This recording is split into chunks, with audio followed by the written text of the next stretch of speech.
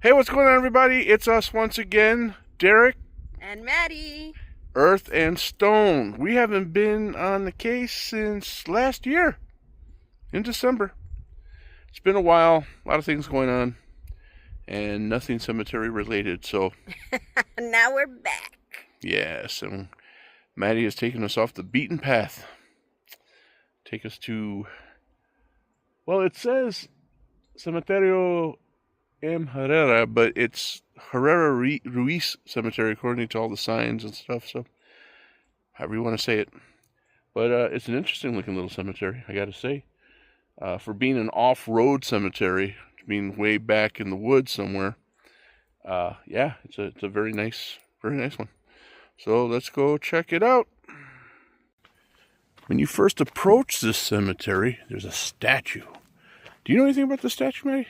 All I know is that one of the graves here is for this Mr. Santos G. Okay, so he is buried here. I thought it was like a statue of one of the names for the cemetery, but apparently he's a big deal because, I mean, everything on here is in Spanish, guys. I'm sorry. And his name is Santos G. Jaime. And the detail on this is really awesome. Oh, yeah. Yeah, look at this. Down to his boots. Got the strap, a gun, a spear. He's wearing a serape or a poncho of some type. Got the canteen. Looks like a knife on his side. Very nice. There's a little bit here already, a little patina on there. Yeah, it's very, very nice. Don't know what that set anybody back, but being out here in the middle of nowhere is pretty impressive. As always, when there's a historical marker stating this as a historical site, I like to come over here and check them out. Get a little history on the place. Like I said, Ruiz Herrera Cemetery. I can't roll my R's for nothing. I sprained my tongue when I tried to do that. Started in 1840s, still used by founding families. Graves include those of Texas patriots Francisco Antonio Ruiz, 1836 acting mayor, whose father and cousin signed Declaration of Independence, and Blas Herrera, who alerted the Alamo defenders to Santa Anna's approach. Santa Anna, I was just talking about him recently. And he's the one who alerted the Alamo defenders about him coming over. Great. So, there's a little history for you. Here, you can bury your own. It's one of the cemeteries where you don't have to embalm them, anything like that. You dig your own hole and lay your family to rest in there. That's good to know. Nobody has to be a witness, right? Yeah. Because I got some people I'm going to bury real soon.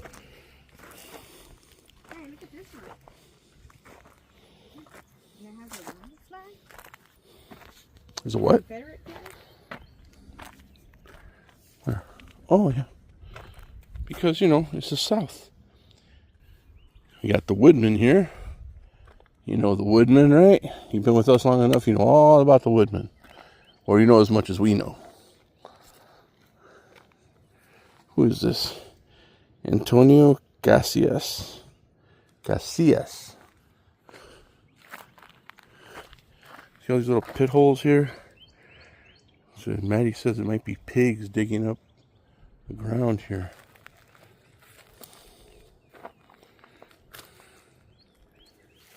Here's a couple that people have fixed. See, we always find these ones that are broken, laying on the ground. Somebody came by and actually repaired these. That's always a good thing. I'm glad people do that. I would like to do stuff like that if I could. Francisco Herrera. I'm not going to roll my R's anymore, man. That hurts. See, we got the Confederate flag there. You got a plot with 1, 2, 3, 6 headstones.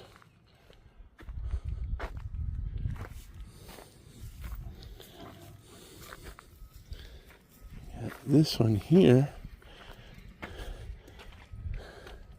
Texas patriot Francisco Antonio Ruiz, mayor of San Antonio, 1836, whose father and cousin signed the Texas Declaration of Independence. Very cool.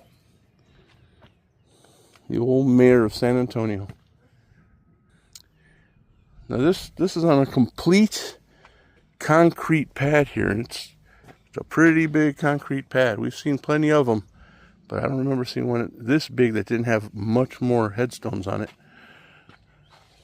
But we have Feliz Herrera here, born in 1873 and died in 1913.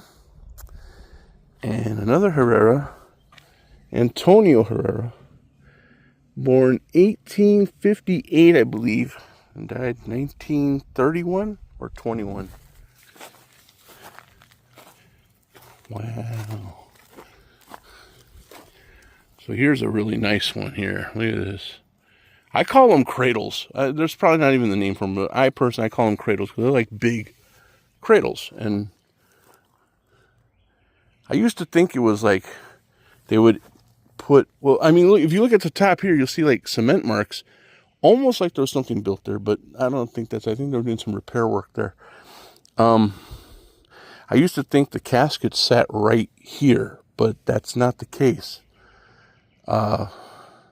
I found out sometimes these are just put up just to protect the ground so animals couldn't dig it up, you know, which makes a lot of sense. Same thing with these gated ones. They were put up to protect the graves. But then a lot of them don't have gates to close to keep things out. So kind of defeats the purpose.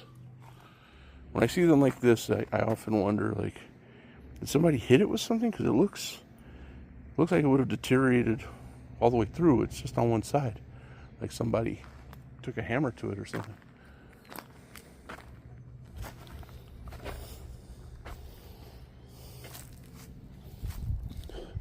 Got a Mexican-American lanyard. And then can't really see that down there. It's too dark. This one has the gate on it. That one has a gate, but the whole side of it is missing.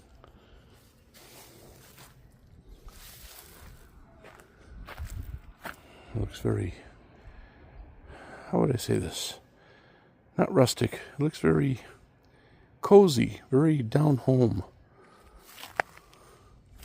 Reminds me of countryside living.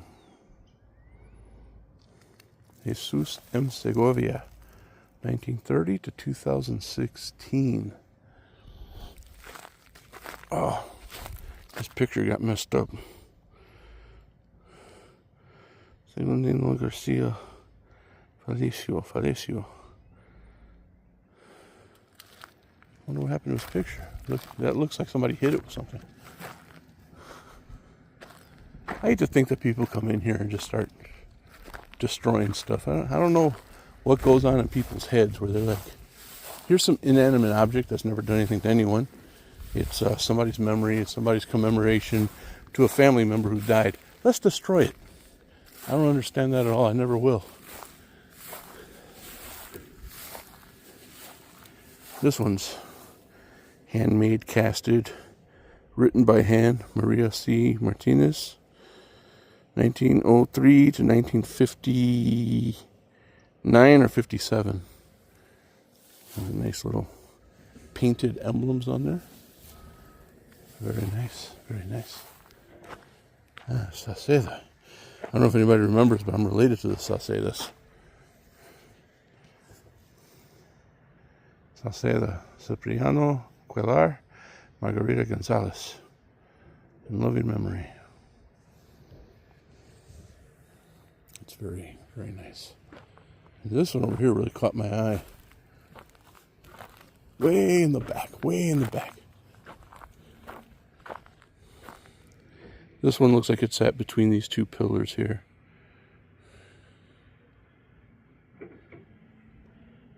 See the relief of Jesus on there.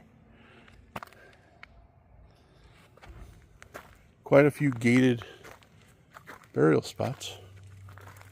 If I remember correctly, it's family that married family, and then their family and their family. Ah, okay. So they all somehow are connected to each other. Got it.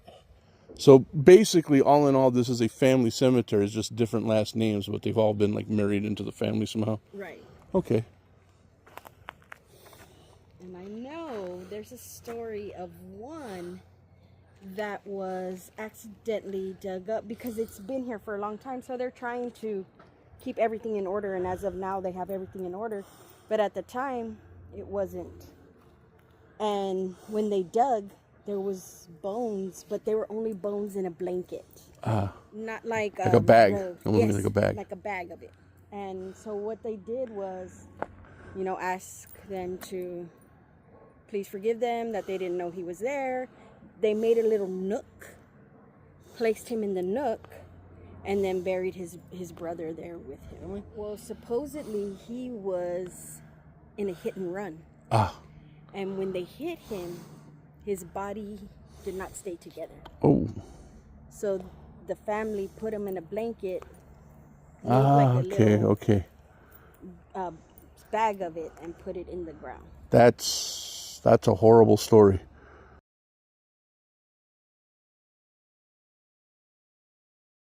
Because to be the family that has to deal with that, with your loved one knocked into pieces by a hit and run, that's wow. But he's at peace now because he got to be buried respectfully and with his brother. So you have to imagine he's at rest now. We got Charlie Chaplin over here. Say what? I guess he was a fan. Jesus Chuy Valdez Vasquez, 37 to 214. Recuerdo de Juanita Leal y Jose Valdez. Yep, that's Charlie. It's not a very big cemetery because you could see we started out at that statue there, and now we're at the back of the cemetery now. So keep an eye on it. Can we zoom all the way out? There, I zoomed all the way out, and you can see it right there. So give you an idea how far back we are. See, and we must have come in 2020 because she was buried in 2020, and that gentleman told me the story of her being buried there just a week before. And this gentleman you talked to, he was who? He was the one that takes care, the caretaker of this. Oh, okay. He was a Vietnam vet, and he was the one putting everything in order so that we knew who was buried where, because it was an old cemetery, and I think some records had gotten destroyed in a flood. So they had to redo everything. Records got destroyed in a flood? In a flood. And they had to redo everything. That could not have been easy at all. No, the way you're telling me this, it sounds like one of those movies where it says, and this story here, and then they go and they show the story. Yes. Yeah, it sounds like a Tales from the Crypt or something. He was telling me all the stories, and then turns out that me and him had ties. Really? Yeah, my padrino was his nephew. Oh. And I had never met the man in my life. Small world. Now, one more time, tell me the part. They were burying the hit and run victim in a bag because his body didn't stay together. So they took like a blanket, fashioned a bag out of it, put the pieces in it. Yes. And that's what they buried. Now at the funeral, what happened? So at the funeral of another gentleman, years later, the wife was there, and ex-wife, and she went up there and said, the one who did the hit and run was him, and pointed to the casket and said, he's the one that did it. All these years the secret was told, and now he's dead, and I can tell you. So she kept the secret all this time that apparently... And it was a family member. Apparently her husband did the hit and run that killed the guy, that his body was knocked into pieces. That's deep. That's some deep stuff to lay on people at a funeral. But wild story. Thanks, Maddy. You're welcome. That was interesting. I love really interesting stories at places like this. And that doesn't get much more interesting than that. Well, we hope you enjoyed this little tour of this historic roadside cemetery, which is chock full of history. It has to be. Look at this guy. Look at him. I'm going to find out who he is, and we'll find out. But until next time, and who knows when that's going to be, I'm Derek. Maddy. Positive vibes. Positive vibes.